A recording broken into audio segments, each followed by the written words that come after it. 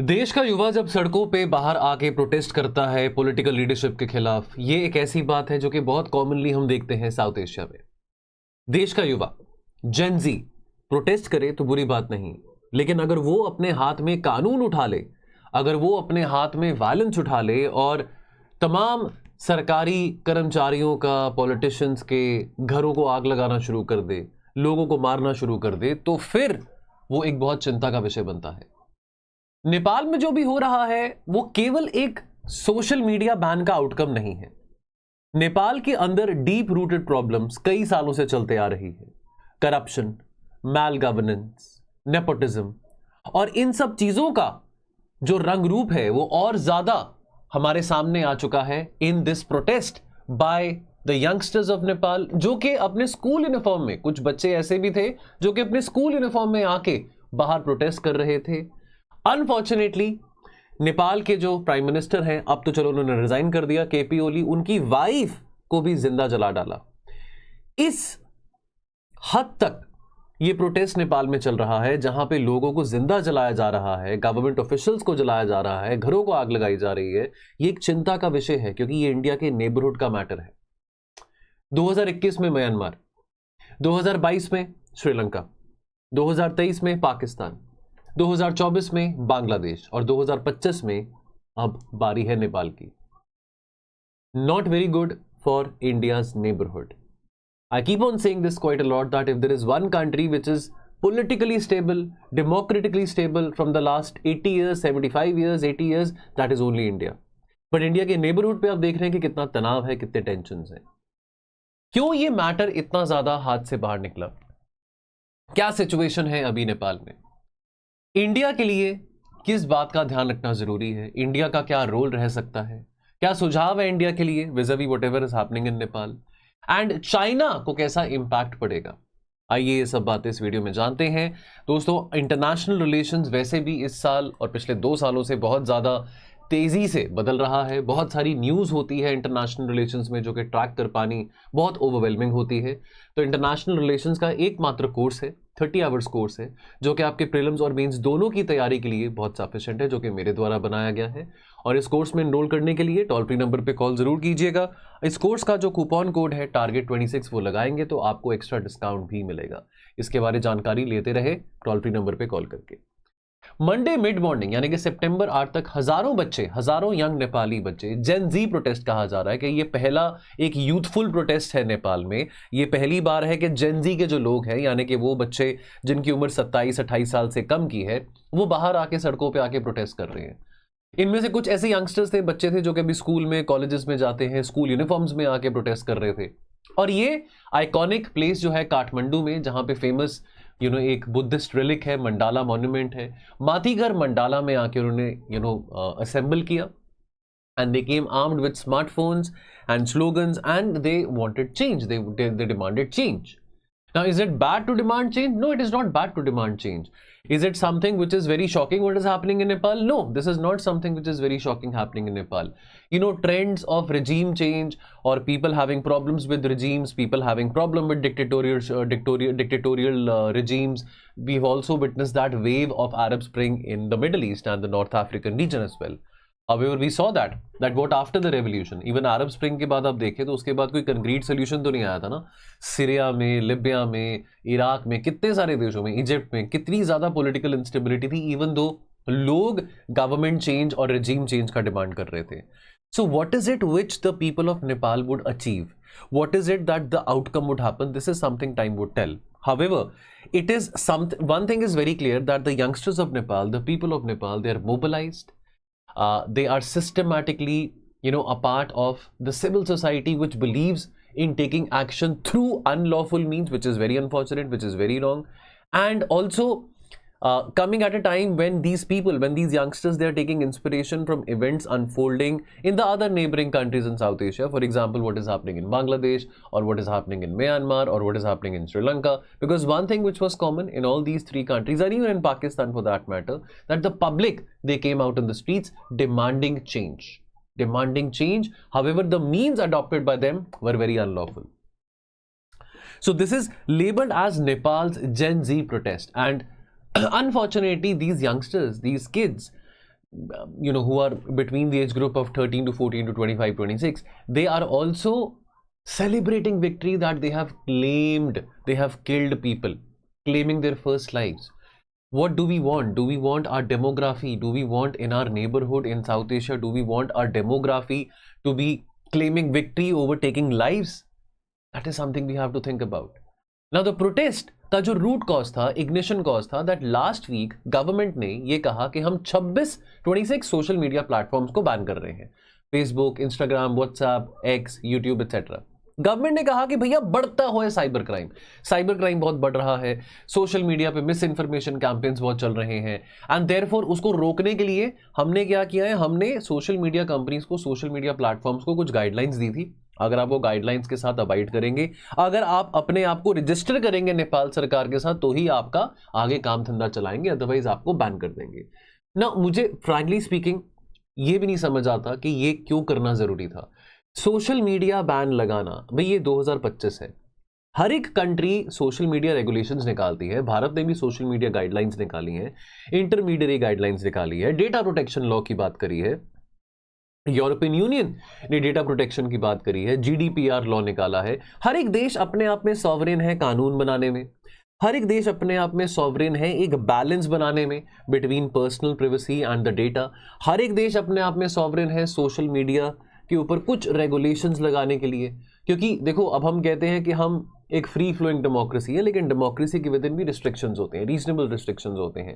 Now let's understand one thing, ये इतना ज़्यादा बड़ा डिक्टेट देना कि भैया अगर आप मेरी रेगुलेशंस को नहीं अवॉइड करोगे तो आपको बैन कर देंगे।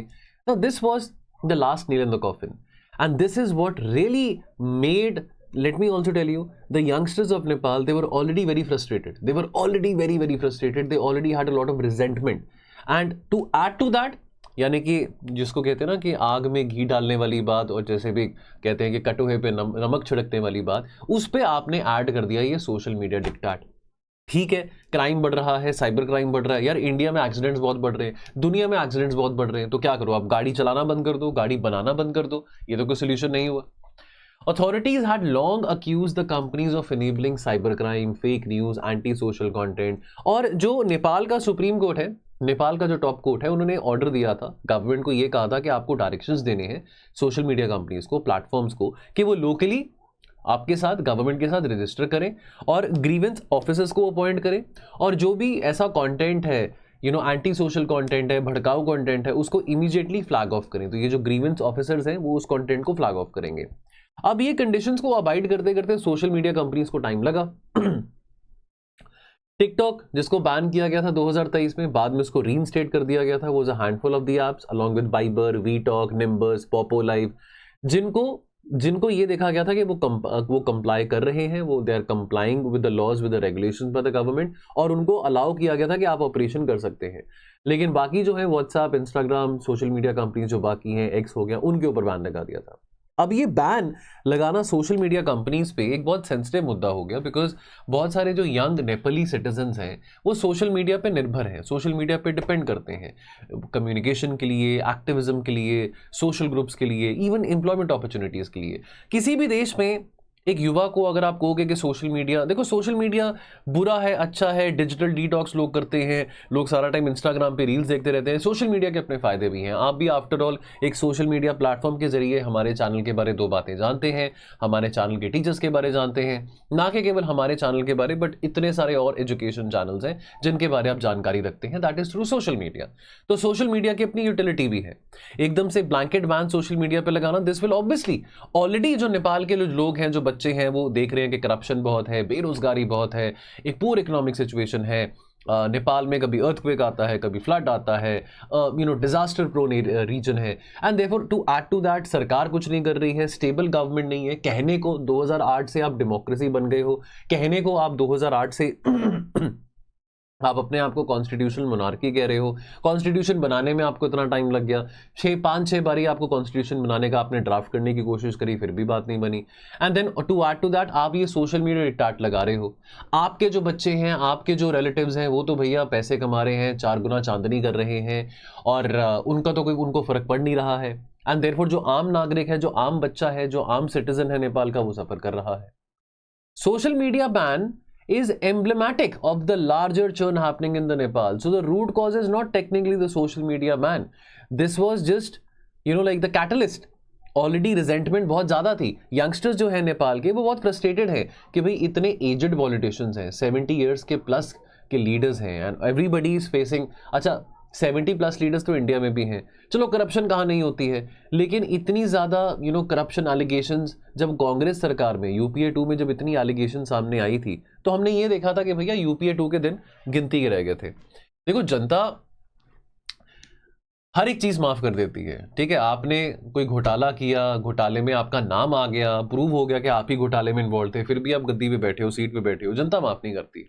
ठीक है, सो देयरफॉर ये जो 70+ लीडर्स बैठे हुए हैं, केपी ओली है, प्रचंड है, शेर बहादुर देवबा है, ये सब जो बैठे हुए हैं ये करप्शन एलिगेशंस फेस कर रहे हैं और ये सत्ता में आ रहे हैं, जा रहे हैं. कोई किसी ने 5 साल तो नेपाल में निकाले नहीं, किसी लीडर ने कहो कि 5 साल निकाल दियो. ये पावर में आ रहे हैं, जा रहे हैं, पावर शेयरिंग एग्रीमेंट हुआ पड़ा है हर एक लीडर के बीच में जब से नेपाल एक डेमोक्रेटिक रिपब्लिक बना है 2008 में. तो ये ड्रामा चलता आ रहा है, लेकिन इसके चलते नेपाल को ना तो पॉलिटिकल ना तो इकोनॉमिक स्टेबिलिटी मिल रही है.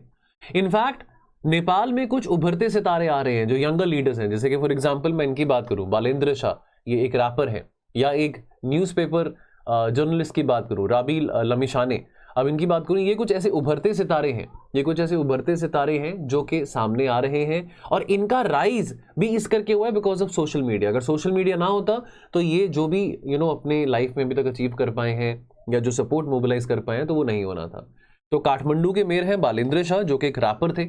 ठीक है, in his 30s he has expressed his support for the Gen Z protesters. Gen Z यानी कि जो बच्चे 28 साल या उससे कम उम्र के हैं. और देन राष्ट्रीय स्वतंत्रता पार्टी के चीफ है राबी लमिछाने जो कि एक फॉर्मर टीवी एंकर हैं और फॉर्मर डेप्यूटी पीएम हैं. तो ये जो यंग सितारे हैं, जो यंग पॉलिटिशियंस हैं, ये लोगों को सपोर्ट कर रहे हैं और ये चाहते हैं कि नेपाल के पॉलिटिक्स में ट्रांजिशन आए, यंगस्टर्स को मौका मिले कि वो आगे आके सत्ता में बैठ सकें और लोगों के सुधार के लिए काम कर सकें. People are also upset about the nepo privilege, the nepotism privilege. nepo kids ये बॉलीवुड में हम बहुत सुनते हैं, इंडिया के पॉलिटिकल सिस्टम में बहुत सुनते हैं nepo kids वाला फिनोमेना, ये वहाँ पे नेपाल में भी प्रेवलेंट है.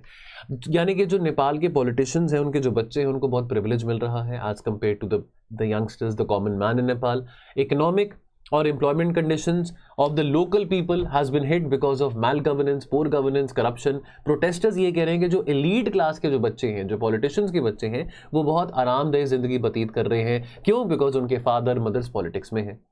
अब एलिगेशंस अगेंस्ट पॉलिटिकल एलीट की बात करें, केपी ओली अब तो चलो रिजाइन कर दिया है. He faces contempt case for violating a supreme court order because उन्होंने अपेरेंटली एक टी एस्टेट को कन्वर्ट कर दिया था इनटू कमर्शियल प्लॉट्स. देन 3 और फॉर्मर प्राइम मिनिस्टर्स हैं, एक माधव नेपाल हैं, बाबूराम भाटाराय हैं, खिलराज रेग्मी हैं. इनको भी अक्यूज करा गया है घोटालों में कि इन्होंने कुछ ना कुछ लैंड डील्स दी हैं प्राइवेट इंडिविजुअल्स को on the basis of some certain commission.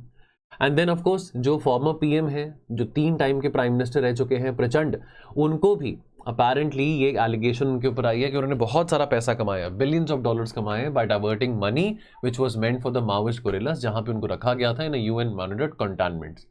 अब जो शेर बहादुर देवबा हैं, शेर बहादुर देवबा भी फॉर्मर प्राइम मिनिस्टर हैं. इनका रिलेशन अच्छा था इंडिया के साथ. जब ये प्राइम मिनिस्टर थे, इंडिया नेपाल के बीच में काफ़ी अच्छे कॉन्ट्रैक्ट्स भी साइन हुए थे. इनके ऊपर एलिगेशन है कि इन्होंने इलीगल कमीशंस लिए हैं in the case of a purchase of aircraft. और इनकी जो वाइफ है अर्जू राणा देवबा, उनके ऊपर एलिगेशन ये है और इस बात के ऊपर सवाल भी उठाए गए हैं पार्लियामेंट में कि ये जो यंग नेपाली सिटीजन्स हैं, जो यंगस्टर्स हैं, जो यंग बच्चे हैं, इनको भूटान नेशनल शो किया जा रहा है ऑन पेपर और इनको बाहर अमेरिका में भेजा जा रहा है as refugees. Outbound migration Nepal में बहुत हो रहा है जिसमें इलीगल तरीके से इनका भी बहुत बड़ा हाथ आया है, शेर बहादुर देवबा की पत्नी का.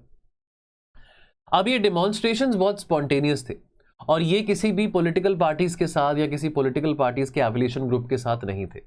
बहुत सारे जो बच्चे थे ये 13 साल की उम्र से लेकर 28 साल की उम्र में थे, कुछ स्कूल यूनिफॉर्म में प्रोटेस्ट कर रहे थे.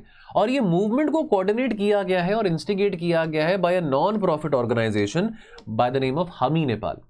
इसकी स्थापना 2015 में करी थी जब नेपाल में बहुत भयंकर अर्थक्वेक आया था. ऑलराइट, तो इंस्टाग्राम में जो एनजीओ है हामी नेपाल, उन्होंने एक पोस्ट डाला था कि, और 8 सितंबर की बात है, ये कहा था कि सब जो लोग हैं मेती घर मांडला पहुंच जाएं, वहां पे जाके प्रोटेस्ट करें. कैसे प्रोटेस्ट करना है, क्या क्या करना है, ये सब बातें बताई गई थी. ये सब बातें बताई थी किसने? ये श्रीमान यहाँ पे हैं सुदान गुरंग. इन्होंने सब बातें बताई थी कि क्या करना है, कैसे नहीं करना है. और वीडियोस अपलोड करे गए थे इंस्टाग्राम हैंडल पे। बच्चों को ये कहा गया था कि कॉलेज बैग्स लेके आओ, किताबें लेके आओ, और अपनी जो अटेंड और जो अपने जो स्कूल यूनिफॉर्म्स आप पहन के जाते हैं स्कूल में, उसी स्कूल यूनिफॉर्म में आपने आना है। इस एनजीओ का मोटो है, नारा है, for the people by the people. और इसके पास इस एनजीओ में अभी आज एट प्रेजेंट 1600 मेंबर्स हैं। ये ऑर्गेनाइजेशन का ये कहना है कि इन्होंने पहले भी नेपाल की आर्मी की मदद करी है for flood rescue operations and even for other civilian projects. And according to its website, इसने कम से कम 500 से ज़्यादा जैकेट्स डिस्ट्रीब्यूट करी है डिफरेंट स्कूल्स में, जहाँ पे प्रॉब्लम्स काफ़ी ज़्यादा है, जहाँ पे प्रॉपर क्लोथिंग नहीं है, जहाँ पे प्रॉपर फूड नहीं है, मेडिकल राशन नहीं है। तो अपने सोशल मीडिया चैनल पे ये बातें अपलोड करते रहते हैं, डिटेल्स डालते रहते हैं कि उन्होंने क्या क्या कंट्रीब्यूट किया है। सुदान गुरुंग जो है, आप यहाँ पे देख रहे हैं, सुदान गुरुंग अपेरेंटली इस ऑर्गेनाइजेशन के करता धरता है, और इन्होंने इंस्टाग्राम पे लोगों को आके आग्रह किया, ये कहा कि आप सड़कों पे आएँ, प्रोटेस्ट करें। जो गाइडलाइंस थी कि कैसे प्रोटेस्ट करना है, वो देने में इनका बहुत बड़ा हाथ था, सुदान गुरुंग का। इनकी खुद की जो बेटी है, he had lost his child in 2015 का जो अर्थक्वेक हुआ था, और तब से इन्होंने एक अपनी खुद की एनजीओ सेट करी, हामी नेपाल। अब ये जो एनजीओ है, this has become synonymous with all kinds of protest. कोई भी ऐसा प्रोटेस्ट हो रहा है अगेंस्ट इनजस्टिस, अगेंस्ट करप्शन, उसमें हामी नेपाल का नाम आगे आता है। 36 साल के हैं ये सुदान गुरुंग, काफ़ी यंग है, and he has come a long way since 2015 after losing his child. At present situation क्या है नेपाल में? एट प्रेजेंट नेपाल की आर्मी ने पूरा कंट्रोल ले लिया है of the entire law and order situation happening in Nepal. Nepal की आर्मी ने यह भी कहा है कि उनका कोई इरादा नहीं है कि वो कोई मिलिट्री कू करना चाहते हैं या आर्मी रूल लेके आना चाहते हैं। उनका ये कहना है कि जब तक प्रॉपर ट्रांजिशन नहीं हो जाता, तो लॉ एंड ऑर्डर को मेंटेन करने के लिए तब तक हम यहाँ पे तैनात रहेंगे। न्यूयॉर्क टाइम्स की रिपोर्ट बताती है कि जो स्ट्रीट्स ऑफ काठमांडू हैं वो अभी सेफ नहीं है, बिकॉज बहुत सारे जो प्रोटेस्टर्स हैं वो अभी इधर से उधर भाग रहे हैं, बंदूक लेके भाग रहे हैं, हथियार लेके भाग रहे हैं, उनके हाथ में डीजल है, पेट्रोल है, वो लोगों को, घरों को आग लगा रहे हैं, लोगों को जिंदा जला रहे हैं। नेपाल के जो राष्ट्रपति हैं रामचंद्र पौडेल, उन्होंने भी कहा है इन सब यंगस्टर्स को कि आप सरकार के साथ कोऑपरेट करें, कोई ना कोई रास्ता निकालते हैं, लेकिन अपने हाथ में कानून मत लीजिए। क्या नेपाल के लोग वापस चाहते हैं कि मोनार्की आए? देखिए, नेपाल एक कॉन्स्टिट्यूशनल मोनार्की है, लेकिन नेपाल पहले मोनार्की था। अब ऐसा है कि इस साल में ही 2 बार ऐसे प्रोटेस्ट हुए हैं जहां पे नेपाल के लोगों ने नारे लगाए हैं कि हम राजा को वापस चाहते हैं। जो राजा है नेपाल के, ज्ञानेंद्र शाह, वो चाहते हैं, लोग वहां पर ये चाहते हैं that the may king come to save the country. हम चाहते हैं कि राजा वापस आए, हम चाहते हैं कि मोनार्की वापस आए। मई 29, 2025 को भी एक बहुत मेजर रैली हुआ था, जहां पे अगेन लोगों ने ये कहा था कि हमारे जो राजा हैं वो हमारी जिंदगी से भी ज्यादा हमें बहुत प्रिय हैं। King come back and save the country. अब नाउ ये प्रो मोनार्की प्रोटेस्ट जो हैं, they were organized primarily by some political outfits like the Rashtriya Prajatantra party and the joint people's movement committee, और इसमें कुछ हैक्टिविस्ट ग्रुप्स भी थे लाइक द हैक्टिविस्ट नेपाल, जिसने अगेन इस ग्रुप ने काफी गवर्नमेंट वेबसाइट्स को हैक किया था, डिफेस किया था, और स्लोगन्स डाले थे उस वेबसाइट पे कि राजा आओ, देश को बचाओ, bring back the king, save the nation. Message क्या है किंग ज्ञानेंद्र के द्वारा? वो ये कह रहे हैं कि देखो, ऐसा है कि जिनके परिवार में किसी का नुकसान हुआ है, या वो हर किसी को कह रहे हैं, ना कि लोगों को, बट इवन पॉलिटिकल लीडर्स को भी कह रहे हैं, जिनके फैमिली मेंबर्स में किसी का नुकसान हुआ है, जो जख्मी हुए हैं, तो वो यही प्रे कर रहे हैं कि चीज़ें जल्द से जल्द ठीक हों। और साथ के साथ वो अपील कर रहे हैं to all the sides, to the political class, to the army, also to the people, also to the youngsters, के देखो, बैठ के समझौता करते हैं, बैठ के कोई सोल्यूशन निकालते हैं, और कोई ना कोई वे फॉरवर्ड होगा जो कि सबके लिए विन विन सिचुएशन में होगा। हम इस तरह से अपनी सिचुएशन को, अपनी कंट्री को इस कगार में नहीं लेके आते हैं। चाइना के लिए क्या चैलेंज है? बिकॉज देखिए, चाइना का बहुत इंपॉर्टेंट रोल रहा है नेपाल में, as far as the development in Nepal is concern, as far as the BRI project is concern. Also KP Sharma Oli जो है वो काफ़ी नज़दीक माने जाते हैं जी जिनपिंग के। ओली को काफ़ी ज़्यादा मदद मिली है चाइना से, काफ़ी लोन्स मिले हैं नेपाल को, उस लोन्स का, उस ग्रांट का ओली ने काफ़ी फ़ायदा भी उठाया है। ऑलराइट, तो अगर KP ओली या प्राइम मिनिस्टर नहीं है तो आगे कौन आता है, इस बात की चिंता चाइना को है, बिकॉज चाइना ने बहुत ज़्यादा इन्वेस्ट किया हुआ है politically and financially under the BRI इन नेपाल। अब लाइकली ये भी है कि जो भी कोई आएगा वो कहेगा कि BRI के जो प्रोजेक्ट्स हैं उसको फिर से देखा जाए, स्क्रूटनाइज किया जाए, रीनेगोशिएट किया जाए। ऑलराइट, बिकॉज ऑब्वियसली कुछ ऐसे प्रोजेक्ट्स हैं जो कि एग्जीक्यूट करे जा रहे हैं नेपाल और चाइना के द्वारा, लेकिन उसको लेके क्लैरिटी नहीं है कि वो फंड्स कहाँ से आ रहे हैं, कैसे चाइना फंडिंग कर रहा है। डेट ट्रैप डिप्लोमेसी एक हकीकत है जिसके बारे अब पूरा साउथ एशिया जाग चुका है। अफ्रीकन कंट्रीज में भी डेट ट्रैप डिप्लोमेसी चाइना खेल रहा है। So it is very likely कि कोई भी जब अब जो आएगा आगे जाके जो भी आता है, जो सत्ता संभालता है, वो ये चाहेगा कि पहले मैं रीनेगोशिएट करूं, फिर से रीलुक करूं, स्क्रूटनाइज करूं जो deals previous governments of Nepal ने चाइना के साथ साइन करी थी अंडर द BRI। ऑलराइट, एक इंपॉर्टेंट डील थी to develop the Pokhara international airport. So therefore इस डील को लेके भी बहुत ज़्यादा लोगों ने, नेपाल की सिविल सोसाइटी ने क्वेश्चन रेज किए थे कि इस डील को फिर से री एग्जामिन किया जाए। And also perhaps space for rivals like India and America to expand and increase their footprint. China का इन्फ्लुएंस थोड़ा सा डिक्लाइन कर सकता है, although we not very sure ये क्या चाइना की इन्वॉल्वमेंट रही है इस प्रोटेस्ट में, बिकॉज अभी तक कोई ऑफिशियल रिकॉर्ड नहीं आया है कि क्या इस पूरे के पूरे प्रोटेस्ट में जो डीप स्टेट की बात आती है कि इसमें चाइनीज़ स्टेट इन्वॉल्व थी, अमेरिकन स्टेट इन्वॉल्व थी, क्या ये डेलिब्रेट अटेम्प्ट है, क्या यहाँ पे कोई एक्सटर्नल एक्टर्स या एक्सटर्नल एजेंसीज इन्वॉल्व हैं, इसको लेके अभी कोई पुख्ता बात हमारे सामने नहीं आई है न्यूज़ में। लेकिन जब आएगी तो डेफिनेटली इसके बारे फिर और गौर किया जाएगा। चाइना का इन्फ्लुएंस घट रहा है, कम हो रहा है। इंडिया का ऑलरेडी बहुत सारे एग्रीमेंट्स नेपाल में साइन किए गए थे, primarily being the West Seti project and also जो इंडिया इन्वेस्ट कर रहा है नेपाल के हाइड्रो पावर सेक्टर में।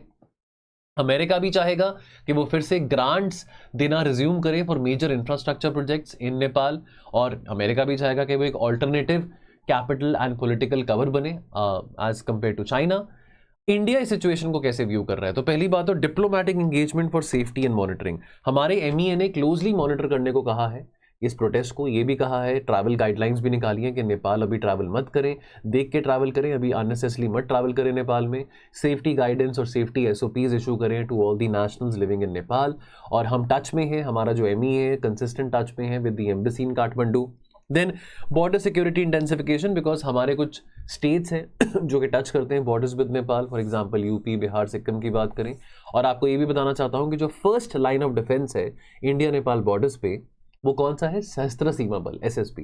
So along with the UP police and the SSB and the provincial armed constabulary, now there is ramped up patrolling along the India Nepal border।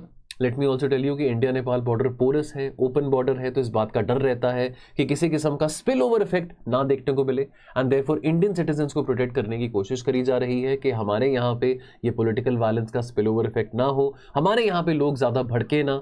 तो जैसे आप देख सकते हैं उत्तराखंड, यूपी, बिहार, सिक्किम और वेस्ट बंगाल, ये वो स्टेट्स हैं। कितनी है? 1 2 3 4 5।